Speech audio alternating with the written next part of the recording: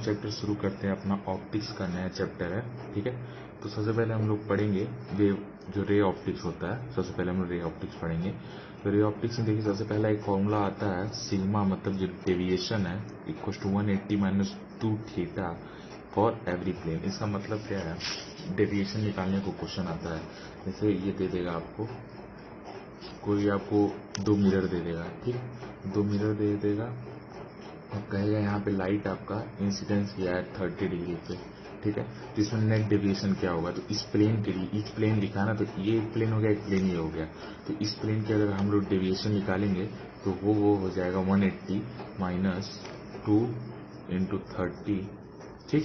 तो इसके लिए डेविएशन आपका आ जाएगा 180 - 60, जो आएगा 120 डिग्री का डेविएशन।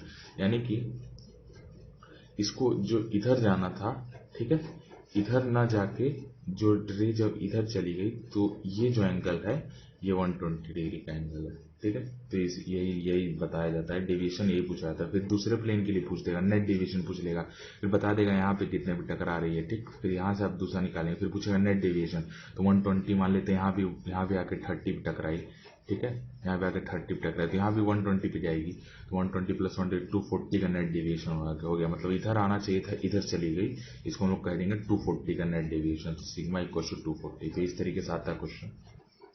अब अगला क्वेश्चन आता है कि अगर मिरर को थीटा डिग्री से रोटेट कर दें, ठीक, तो रिफ्लेक्टेड रे किस तरह से रोटेट हो जाएगी। तो इसको समझेंगे। जैसे कि ये एक मिरर है, ठीक है, इस पे रे आ रही है, ठीक, और ये चली गई रे, ठीक है। तो पहले मान लेते हैं ये थीटा डिग्री पे टकरा रही थी और जो एंगल ऑफ मिरर था प्लेन से वो 0 डिग्री का था, ठीक। बाद में क्या हुआ कि इस थीटा डिग्री पे हम लोग मिरर को ही रोटेट कर दिए, मिरर को हम लोग थीटा डिग्री से रोटेट कर दिए। तो ये जो लाइट आ रही है अब, ठीक है, ये कितने डिग्री पे रोटेट हो जाएगी, इस थीटा की वैल्यू अब क्या हो जाएगी, ठीक है। तो इस थीटा की वैल्यू हम लोग निकालेंगे, तो इस थीटा के टर्म्स में आता है इस थीटा की वैल्यू। तो इसको मान लेते हैं हम लोग थीटा डैश, ठीक है। तो theta dash equals to 2 theta, ठीक है। तो यही इस फॉर्मूले में बताया गया कि if mirror is rotated by theta degree the reflection will be 2 theta, ठीक, समझ गया हम।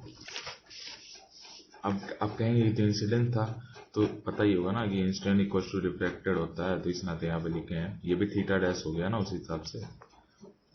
तो अगला क्वेश्चन आता है आपके हाइट ऑफ मिरर को लेके, ठीक है, कि एक पर्सन को अगर अपना पूरा शरीर देखना है तो उसको कितने का साइज का मिरर चाहिए, ठीक है। तो उसका देख सकते हैं, जैसे कि एक पर्सन है ये पे, ठीक है, ये मान लेते पर्सन है, तो इसके आगे हम कितने हाइट का, अगर इसकी हाइट मान लेते हैं h है, तो मिरर की हाइट कितनी होगी जो इसको दिख जाएगी। तो मिरर की हाइट होती है h/2, समझ गए। h/2 हाइट का मिरर लेना पड़ेगा, इसका हाइट h है, ठीक। अब कितने ऊपर रखेंगे, तो आई लेवल बाई 2 रखते हैं, मान लेते हैं हाइट है h और आपका आई लेवल है मान लेते हैं e, ठीक है। तो मिरर का जो नीचे से साइज होगा इसको मान लेते हैं हम लोग y, अगर तो e इक्वल्स टू e/2, ठीक है। आई लेवल बाई 2 पे जमीन से ऊपर रखेंगे तो पूरी हाइट दिखेगी। ये 2 तरह का क्वेश्चन आता है। अब ऐसे एक क्वेश्चन आता है to see the behind wall. एक मतलब अगर आदमी खड़ा है उसके सामने मिरर रख दें, ठीक है, ये आदमी मान लेते खड़ा है, इसके सामने मिरर रख दें तो पीछे की वॉल कितनी दिखेगी। तो वॉल की हाइट मान लेते हैं h है, तो मिरर की हाइट लेनी पड़ेगी h/3, बस h/3 रखेंगे तो आदमी के पीछे वाली वॉल पूरी दिखेगी उस मिरर में, ठीक है। अब अगला केस आता है आपका नंबर ऑफ इमेजेस का, ठीक है। तो नंबर ऑफ इमेजेस क्या कहना चाह रहा है, देख सकते हैं एक मिरर है, अगर 2 मिरर रखे हुए हैं थीटा डिग्री पे, ठीक है, तो एक लाइट आएगी, मान लेते हैं यहाँ पे कोई चीज़ का इमेज यहाँ बन गया, फिर इसका इमेज इस मिरर बन जाएगा, फिर इसका इमेज इधर बन जाएगा, इसका इमेज इधर बन जाएगा, ठीक है। ऐसे कंटिन्यूस नंबर ऑफ इमेजेस बन जाते हैं। देख सकते हैं जैसे आप जब इस सैलून में जाएंगे तो इस तरीके मिरर रखा होता है, एक मिरर आपके सामने, एक मिरर पीछे, नंबर ऑफ इमेजेस बन जाती हैं। तो यही क्वेश्चन आता है कितना नंबर ऑफ इमेजेस बनेगा, ठीक। तो नंबर ऑफ इमेजेस निकालने का फॉर्मूला क्या है, इक्वल टू 360/थीटा। अगर इवन आ गया, ठीक है, 360/थीटा, 360 अगर यहाँ 60 डिग्री पर रखते, ठीक है, तो वैल्यू आ जाती है 6, तो इवन आ गया ना। तो इवन के केस में n-1 ही हो जाता है नंबर ऑफ इमेजेस, ठीक, देख सकते हैं। अगर n की वैल्यू इवन है तो नंबर ऑफ इमेजेस हो गया आपका n-1, ठीक है। लेकिन n की वैल्यू अगर ऑड है, ठीक, तो यहाँ पे दो कंडीशन बनता है, एंगल बाइसेक्टर है तब तो वही फॉर्मूला लगेगा, ठीक है। लेकिन अगर एंगल बाइसेक्टर नहीं है तो नंबर ऑफ इमेजेस n हो जाएंगी, ठीक है। तो याद रखेंगे इसको। अब कॉन्वेक्स और कॉनकेव मिरर में जो इमेजेस बनती हैं रिफ्लेक्शन की वजह से, वो तो मैक्सिमम जनरल केसेस में 10th में आप लोग पढ़े होंगे। कुछ केसेस जो हम लोग भूल जाते हैं वो आप पढ़ सकते हैं यहाँ पे। जैसे if object is placed between mirror and focus a large erect and virtual image is form. यही एक इकलौता केस होता है जिसमें लार्ज इमेज इरेक्ट और वर्चुअल इमेज बनती है, ठीक। स्पेशल केसेस कुछ याद रखने वाली चीजें वो बता रहे हैं, ठीक। और रेस्ट ऑफ में इन्वर्टेड बनता है और रियल बनता है, जान ही रहे होंगे किस तरीके से बनता है, नहीं याद है तो एक बार देख लेंगे आप। फिर आपका आता है कॉन्वेक्स मिरर। कॉन्वेक्स में जितनी इमेजेस बनती हैं सब वर्चुअल बनती हैं, मतलब मिरर के उस तरफ बनेंगी।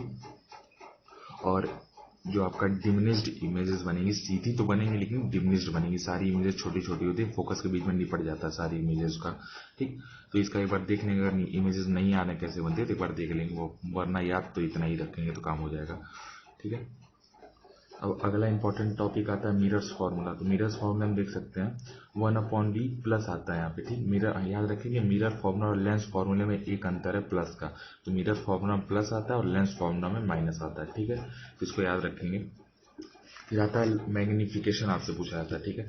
मैग्निफिकेशन का फॉर्मूला क्या होता है, height of image upon height of object. अगर हाइट दिया हुआ है, ठीक, या अगर वी यू दिया हुआ तो minus v upon u. V u तो समझ ही रहे होंगे क्या है, वी जो डिस्टेंस ऑफ इमेज है और यू क्या है, डिस्टेंस ऑफ ऑब्जेक्ट है, ठीक।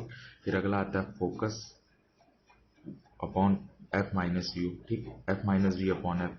तो ये सारे फॉर्मूला आता है, ये वही एफ है, मतलब फोकस की वैल्यू है, ठीक है, फोकल लेंथ की वैल्यू है, ठीक। अब यहाँ पे कुछ चीजें याद रखेंगे कि कॉनकेव के लिए जितनी वैल्यूज होती हैं सब निगेटिव ली जाती हैं। जैसे आर की वैल्यू हो गई निगेटिव लेना है, ठीक, मतलब रेडियस ऑफ कर्वेचर की। फोकल लेंथ की वैल्यू हो गई वो भी निगेटिव लेना है, और इसके लिए मैक्स सारी वैल्यू प्लस होती हैं, ठीक। जैसे फोकल लेंथ की वैल्यू इसके लिए पॉजिटिव होगी, रेडियस ऑफ कर्वेचर की वैल्यू भी पॉजिटिव होगी, ठीक। तो याद रखेंगे कॉन्वेक्स के लिए और कॉनकेव में थोड़ा डिफरेंस आता है, ठीक। और एक चीज क्या याद रखना है, वर्चुअल और रियल इमेजेस। तो रियल इमेज और वर्चुअल इमेज, ठीक है। तो देख सकते हैं रियल इमेजेस के लिए मैग्निफिकेशन जो होता है वो निगेटिव होता है, और वर्चुअल इमेजेस के लिए मैग्निफिकेशन आपका पॉजिटिव होता है, ठीक। तो इसको याद रखेंगे एकदम। अब ये जो फॉर्मूला देख रहे हैं बहुत वाइडली यूज्ड फॉर्मूला है, लेकिन ये किससे आता है, आपका मिरर फॉर्मूला से ही डिराइव होके आता है ये। तो इसको एक बार देख लेंगे, सीधे वैल्यू दे के वी का वैल्यू निकालना रहता है, ठीक। तो इसको याद रखेंगे। अब आता है एरियल मैग्निफिकेशन, मतलब एरिया में क्या चेंज हो रहा है, ठीक। तो उसको देख नहीं सकते हैं, जैसे कि कोई मिरर आपको देख सकते हैं, मान लेते कॉनकेव मिरर दिया हुआ है, ठीक है। इस पे हम कोई स्क्वायर ले लेते हैं, ठीक। तो पूछेगा इसका मैग्निफिकेशन क्या होगा, ठीक है। वही मान लेते हैं 3 है, 3 साइड का है ये, ठीक। पूछेगा इसका मैग्निफिकेशन हो जाएगा तो अब इसकी एरिया क्या हो जाएगी। मान लेते हैं इनिशियल अगर 3 है, मान लेते हैं इनिशियल एरिया अगर 9 है, तो मैग्निफिकेशन के बाद एरिया डैश क्या हो जाएगा आपका, ठीक है। तो उसका फॉर्मूला याद रखेंगे। सबसे पहले आपको ट्रांसवर्स मैग्निफिकेशन निकालना। ट्रांसवर्स मैग्निफिकेशन का फॉर्मूला यही है, ठीक है, यही है फॉर्मूला दिया हुआ। जैसे अब वी आई कैसे यहाँ पे यूज करेंगे समझ लीजिए, जैसे देख सकते हैं, ठीक है।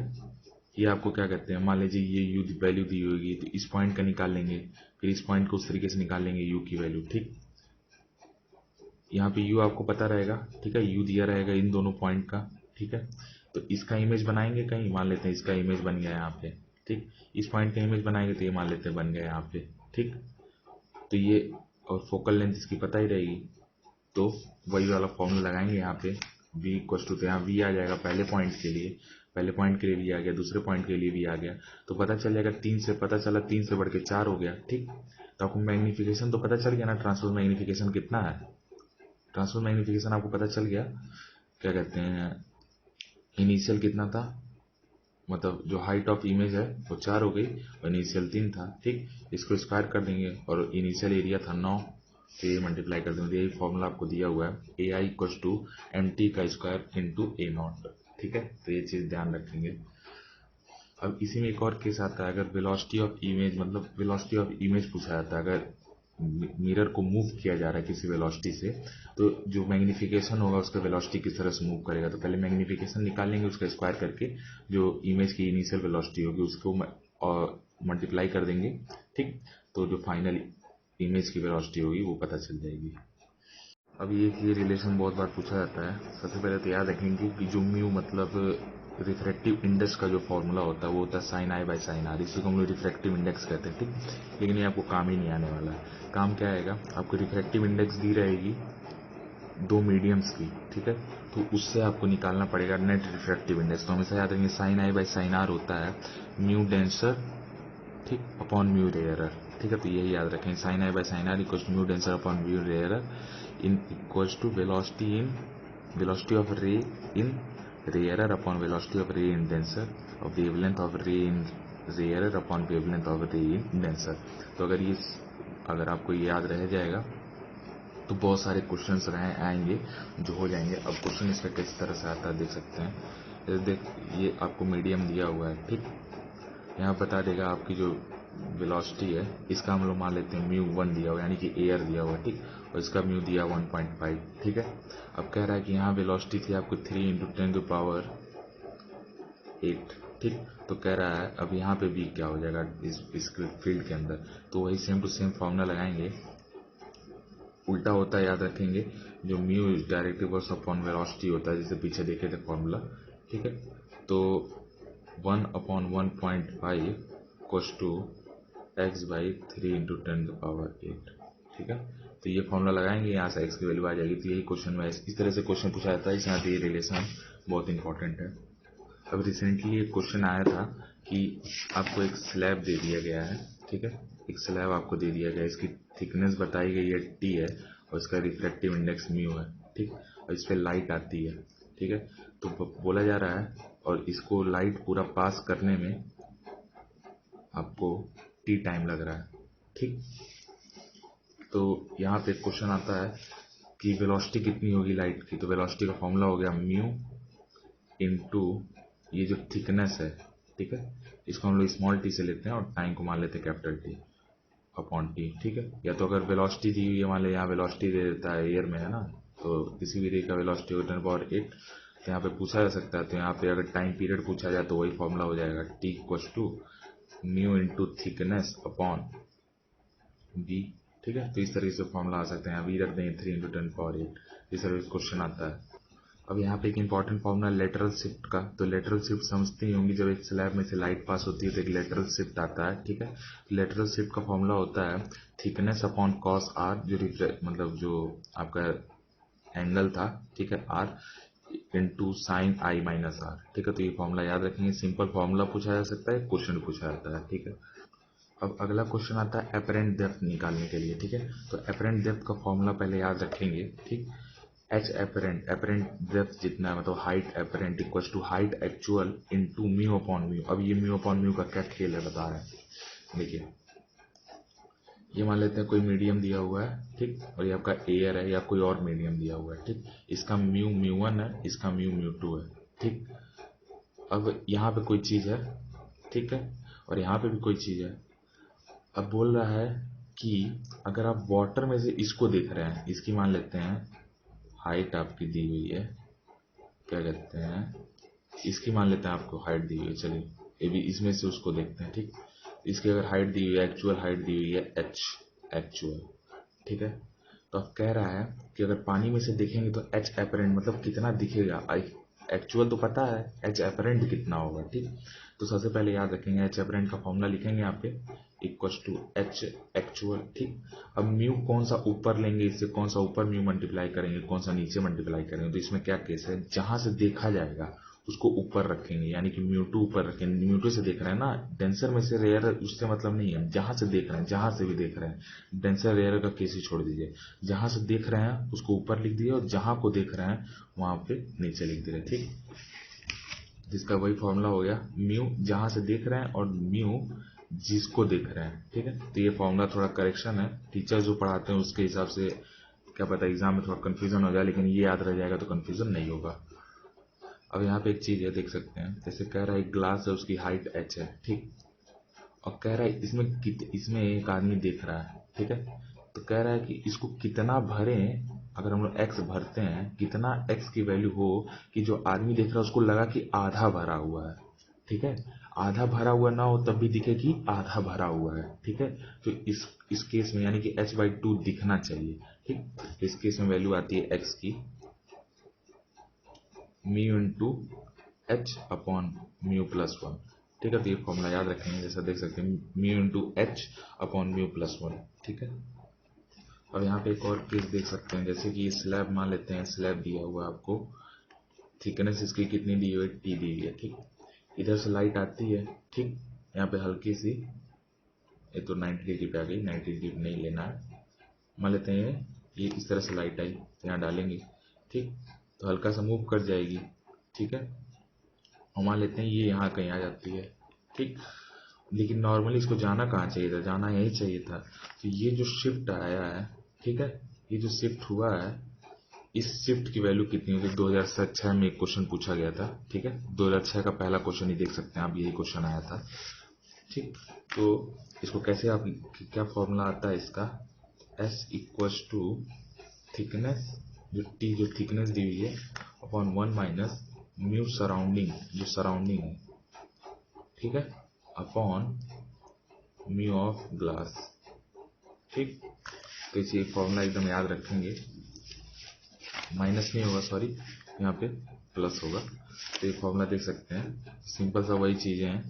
ठीक, तो जस्ट याद रखेंगे ये फॉर्मूला। अब क्रिटिकल एंगल तो याद ही रख सकते हैं, क्रिटिकल एंगल का फॉर्मूला ये जानते होंगे, sine i c equal to 1 upon mu होता है। तो उसका जस्ट फॉर्मूला उल्टा हो जाएगा, साइन आई सी की value mu rarer upon mu denser. अब mu rarer upon mu denser याद कर लिए, तो इसी तरीके से आपका सारा फॉर्मूला चेंज हो जाएगा, बी का फॉर्मूला, लेमडा का फॉर्मूला। ठीक, तरीके से याद रखेंगे, sine i c equal to 1 upon lambda, क्या कहते हैं, रिफ्लेक्टिव इंडेक्स होता है, sine i c equal to 1 upon reflective index. अब आता है आपका total internal reflection. Total internal reflection क्या है, जान ही रहे होंगे, क्रिटिकल एंगल से अगर ज्यादा पे लाइट जाती है, रेयरर टू डेंसर, हमेशा याद रखेंगे रेयरर से जाएगी किसमें, डेंसर में। ठीक है, इसका मान लेते हैं म्यू 1.5 है, ऊपर वाले का म्यू 1।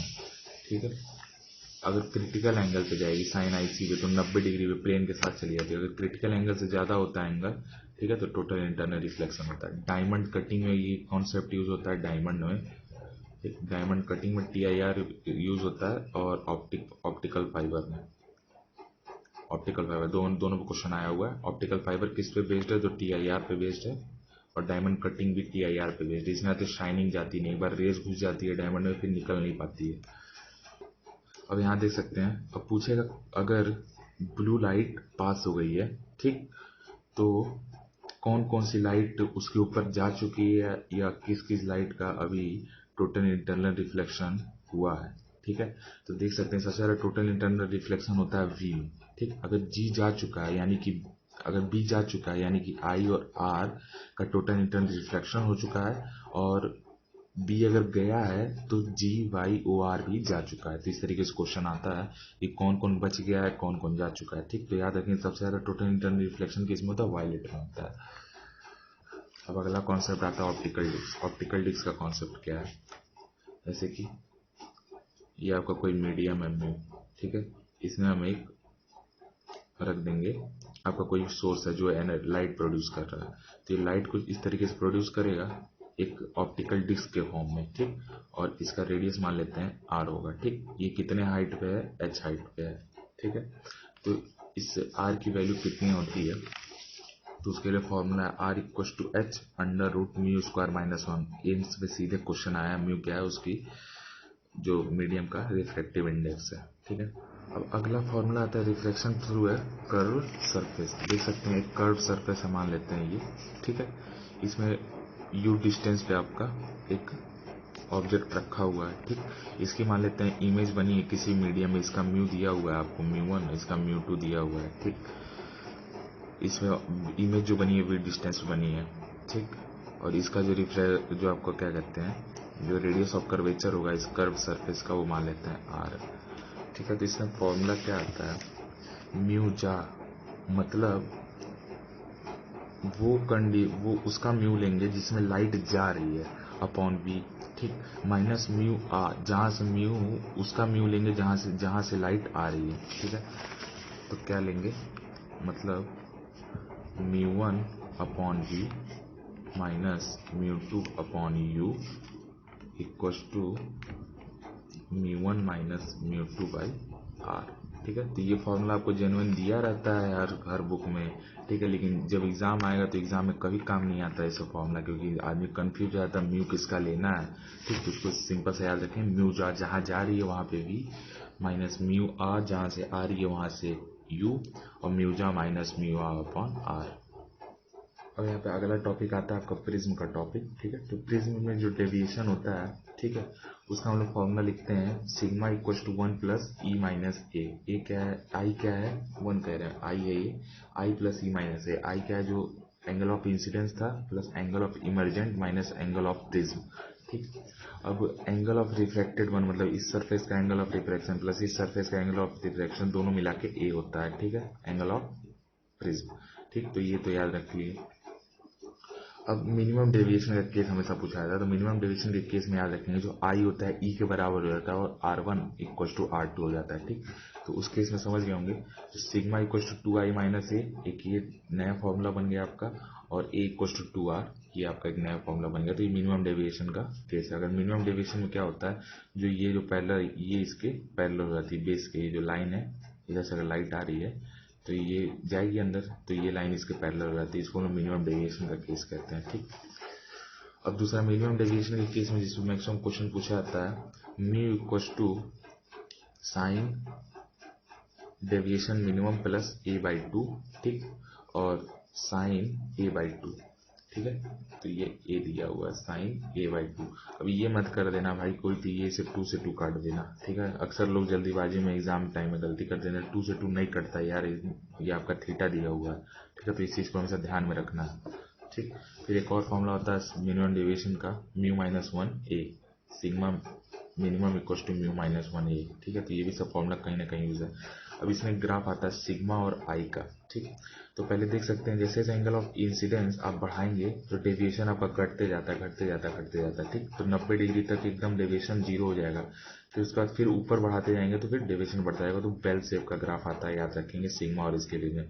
जहाँ पे ये एकदम जीरो होता है वहाँ पे आई इक्वल टू यानी कि सिग्मा मिनिमम यानी 90 डिग्री पे जा रहा है, मान सकते हैं, या फिर किसी और एंगल पे, जैसे यहाँ पे जाएगा तो सिग्मा तो डेविएशन जीरो ही है, इस तरीके से भी ये डेविएशन किसी और केस में भी जीरो हो सकता है।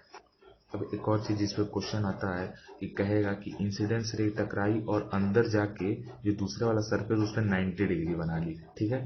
तो जब 90 डिग्री यहाँ बनता है तो यहाँ पे एंगल ऑफ आई आपको पता रहेगा, एंगल ऑफ आर कैसे पता चलेगा, तो एंगल ऑफ आर जो होता है ये ए के बराबर हो जाता है। तो याद रखेंगे ऐसे केस में अगर बोल दे कि अंदर जाके 90 डिग्री बन जा रहा है, इंसिडेंस कर जा रही है अंदर जाके, तो आई को आर इक्वल टू ए हो जाएगा, ठीक। और जो angle of incidence equal to हो जाएगा म्यू ए, ठीक। तो ये दोनों फॉर्मूला एक स्पेशल केस के लिए जब अंदर जाके 90 डिग्री बन जाता है, ठीक, इस सरफेस दूसरे वाले सरफेस पे। अब डिस्पर्सिव पावर पे क्वेश्चन आता है कि डिस्पर्सिव पावर का आपको पहले तो इक्वेशन याद होना चाहिए, ठीक है। डिस्पर्सिव पावर का फॉर्मूला क्या होता है, refractive index of violet colour minus refractive index of red colour upon refractive index of yellow colour minus 1। तो इस तरीके से क्वेश्चन दिया रहेगा, अगर येलो की वैल्यू नहीं दी हुई है तो refractive index of violet plus refractive index of red divided by 2 करके यहाँ पे वैल्यू निकाल के रख देंगे, ठीक।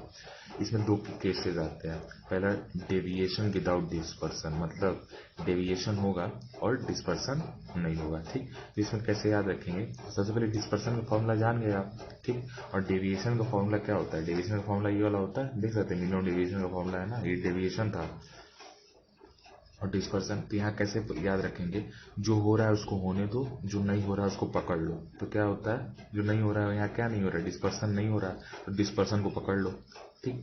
डिस्पर्सन का फॉर्मूला ये था, सेम टू सेम फॉर्मूला उतार दो A1 A2 के लिए, यहाँ पे देख सकते हैं A1 A2 कट गया था, ऊपर नीचे था, इस वजह से। तो इस केस में क्या होगा, mu v minus mu r a dash, ठीक। ये एक तरफ हो गया, और पूछेगा क्या कंडीशन देगा, जैसे दो प्रिज्म दे देगा, अब एक का एंगल A1 है, दूसरे का एंगल A डैश है, एक का म्यू 1 है, म्यू है और एक का म्यू डैश है। तो इस केस में पूछेगा डिस्पर्सन विदाउट डेविएशन का केस, इसका एंगल पूछ देगा। तो ये इसी का फॉर्मूला ये लिखा हुआ है, ठीक, समझ लेंगे। तो दूसरे में क्या है, डिस्पर्सन विदाउट डेविएशन का केस, ठीक।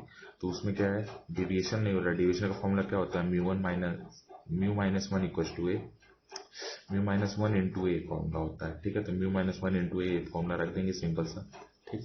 अब दूसरा चीज, अगर रिफ्रैक्टिव इंडेक्स नहीं दिया है वायलेट कलर का, तो mu v my plus mu r by two, तो ये पता ही होगा, बताएं अभी ऊपर ही, ठीक है। अब यहाँ पे कुछ टर्म्स आते हैं, इक्वी कॉन्वेक्स लेंस और plano convex lens. Equi convex जो दोनों हो, ठीक है, एकदम परफेक्ट लेंस जिसको कहते हैं। प्लेनो कॉन्वेक्स मतलब एक साइड कोई प्लेन हो, ठीक। ऐसे सेम टू सेम कॉनकेव में भी होगा, ठीक। इक्वी कॉनकेव और प्लेनो कॉनकेव। प्लेनो कॉनकेव किस तरह से दिखेगा, इस तरीके से दिखेगा आपका, ठीक। तो इस तरीके से क्वेश्चन पूछा जाता है इस पे।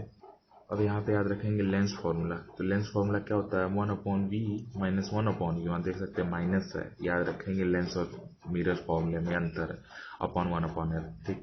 यहाँ पे भी थोड़ा अंतर पड़ जाता है, mu F upon mu plus one हो जाता है, म्यू प्लस एफ हो जाता है यहाँ पे, ठीक। बाकी मैं जो मैग्निफिकेशन है उसका फॉर्मूला सेम टू सेम रहेगा, HI/HO। यहाँ बी निगेटिव की जगह पॉजिटिव हो जाएगा upon you, F upon F plus you हो जाएगा, माइनस यू की जगह प्लस यू हो जाएगा। तो याद रखेंगे जहाँ जहाँ माइनस थमा हुआ इसमें प्लस लगा देना है, और जहाँ जहाँ प्लस थमा हुआ माइनस लगा देना है, ठीक है। तो इस तरीके से फॉर्मूला मिरर लेंस का बन जाएगा। अब उस पार्ट पे आते हैं जिससे क्वेश्चन अक्सर पूछा जाता है, कह देगा आपको क्या कहते हैं कि दो लेंस है, ठीक है, इसका फोकल लेंथ f1 है, इसका फोकल लेंथ f2 है, ठीक। वो भी देगा सेंटीमीटर में, याद रखेंगे, ठीक। सेंटीमीटर में ही देता है फोकल लेंथ हमेशा, और कहेगा पावर क्या है कॉम्बिनेशन का। तो पावर का फॉर्मूला हो जाएगा 1/f1 प्लस 1/f2, ठीक, समझ गए। अब ये दोनों तो सेंटीमीटर में, जिसको 100 कर सकते हैं आप, समझे। तो इस तरीके से फॉर्मूला चेंज हो जाता है थोड़ा, ठीक। या तो फिर सेंटीमीटर में आंसर निकाल के उसको फिर अब कन्वर्ट कर सकते हैं अपना मीटर में। तो हमेशा याद रखेंगे जो पावर होता है वो आपका पावर होता है वो मीटर में आता है, ठीक। अब पावर की यूनिट क्या होती है, डायोप्टर होती है, याद रखेंगे, ठीक है। डी से डोनेट करते हैं इसको।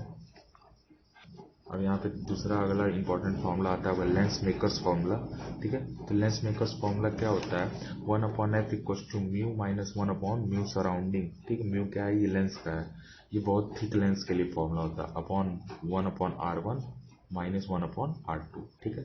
अब r1 और r2 का साइन किस तरीके से लेना है ये बता दे रहे हैं। देखिए, ये पहली बात तो बहुत थिक लेंस के लिए होगा, ठीक है। अब कह रहा है कि ये मान लेते हैं कोई सराउंडिंग में वाटर है, तो इसका म्यू हो गया 1.5 और इसका म्यू हो गया मान लेते हैं 4/3, ठीक। लेंस है ना, तो 4/3 हो गया, ठीक है, समझ गए यहाँ पे। तो इसके लिए फॉर्मूला क्या बनेगा, 1/f इक्वल्स टू 4/3 माइनस 1, ठीक। ये केवल इसके अपॉन में होता है, याद रखेंगे 1.5, ठीक। केवल इसके अपॉन में है, ये इधर नहीं है। अब यहाँ से जैसे भी आप कैलकुलेशन करिएगा, ठीक। अपॉन 1/, और सबसे पहले कौन सा, इधर से लाइट आ रही है ना, तो सबसे पहले कौन सा सरफेस पड़ रहा है, आर। ये कॉन्वेक्स सरफेस पड़ रहा है, तो कॉन्वेक्स सरफेस के लिए आर की वैल्यू क्या होती है, पॉजिटिव आर, ठीक। फिर माइनस, फिर यहाँ ब्रैकेट में, अब ये कौन सा सरफेस पड़ रहा है, कॉनकेव, तो उसके लिए होती है माइनस आर, ठीक। तो माइनस माइनस यहाँ पे फाइनली प्लस हो जाएगा। तो ये फॉर्मूला कुछ इस तरीके से बन जाता है आपका, ठीक। तो याद रखेंगे आप फोकल लेंथ आ जाती है। अब यहाँ पे अगला रिलेशन देख सकते हैं फॉर इक्वी कॉन्वेक्स लेंस और प्लेनो कॉन्वेक्स लेंस के लिए, ठीक है। और इक्वी कॉन्केव लेंस और प्लेनो कॉन्केव लेंस के लिए जो फोकल लेंथ और आर में जो रिलेशन होता है वो यहाँ पे बताया गया है। तो f equal to r upon 2 mu minus 1, ठीक। एक ये हो गया, ठीक।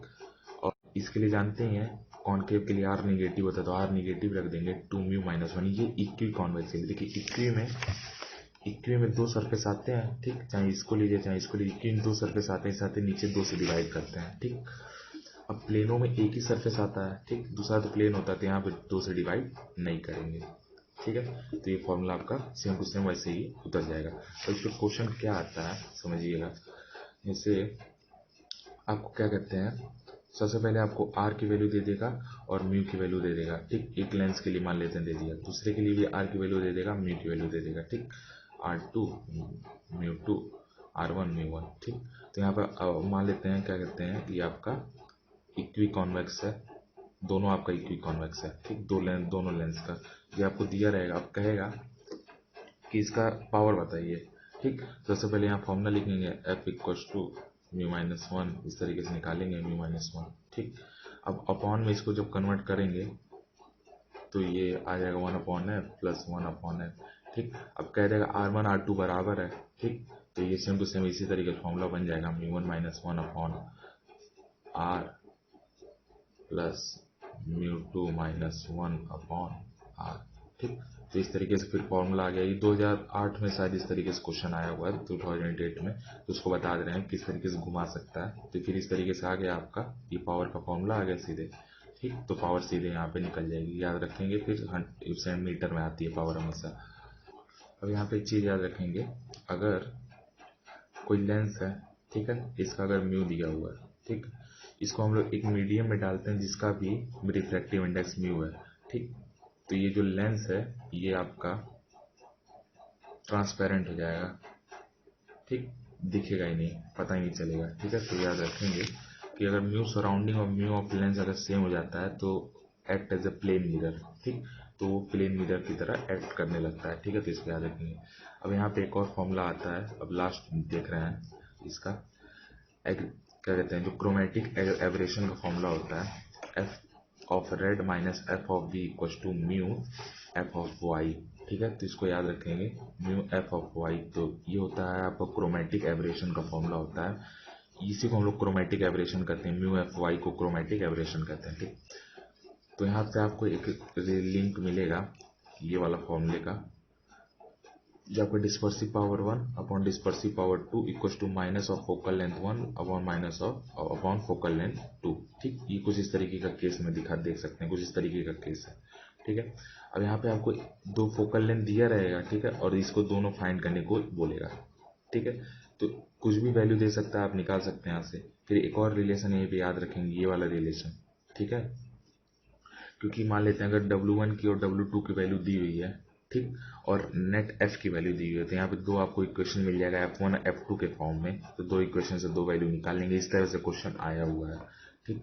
फिर अगला आता है न्यूटन्स फार्मूला। न्यूटन्स फार्मूला क्या होता है, जो फोकल लेंथ निकालने का फॉर्मूला होता है। भाई न्यूटन को हर जगह अपना पैर डालने का दिक्कत था, ठीक है। तो यहाँ पे भी उन्होंने अपना कलाकारी दिखाया। तो उन्होंने कहा कि जो फोकल लेंथ है equals to under root x1 और x2 के बराबर है। x1 x2 क्या है, डिस्टेंस फ्रॉम फोकस वन से डिस्टेंस है, और डिस्टेंस x2 क्या है, फोकस टू से डिस्टेंस है, ठीक। किसकी डिस्टेंस, ऑब्जेक्ट की डिस्टेंस होगी, ये ऑब्जेक्ट u की वैल्यू है और ये v की वैल्यू है, ठीक है। लेकिन याद रखेंगे इसमें जो x1 x2 होता है फोकल लेंथ से डिस्टेंस लेते हैं, यानी कि मतलब क्या है इसका, जैसे देख सकते हैं ये है, इधर भी एक फोकस होगा, इधर भी, इधर मान लेते हैं F1 है, इधर मान लेते हैं F2 है। यहाँ पे आपका एक ऑब्जेक्ट खड़ा है, इसकी डिस्टेंस अगर 5 है और टोटल डिस्टेंस यहाँ से यहाँ 30 है, ठीक। और इसकी डिस्टेंस इधर भी 5 है और टोटल डिस्टेंस यहाँ से यहाँ तक आपकी 25 है, ठीक है। तो यहाँ पे x1 x2 की वैल्यू कैसे आप निकालेंगे, x1 की वैल्यू हो जाएगी आपकी 30 माइनस 5, क्योंकि यही वैल्यू चाहिए, फोकस से वैल्यू लेनी है, किसकी, u की वैल्यू फोकस से लेनी है, और f की वैल्यू फोकस लेनी है, ठीक। तो x1 की वैल्यू आ जाएगी आपकी 25 और x2 की वैल्यू आ जाएगी आपकी 20, ठीक। तो f का वैल्यू रख देंगे अंदर 25 गुणे 20, ठीक। तो इस तरीके से आपका f का वैल्यू आ जाएगा, इसका फोकल लेंथ आ जाएगा। आपका ऑप्टिकल इंस्ट्रूमेंट बचा हुआ उसको हम नेक्स्ट पार्ट में, वीडियो के नेक्स्ट पार्ट में कवर कर लेंगे, ऑप्टिकल इंस्ट्रूमेंट्स को सारे।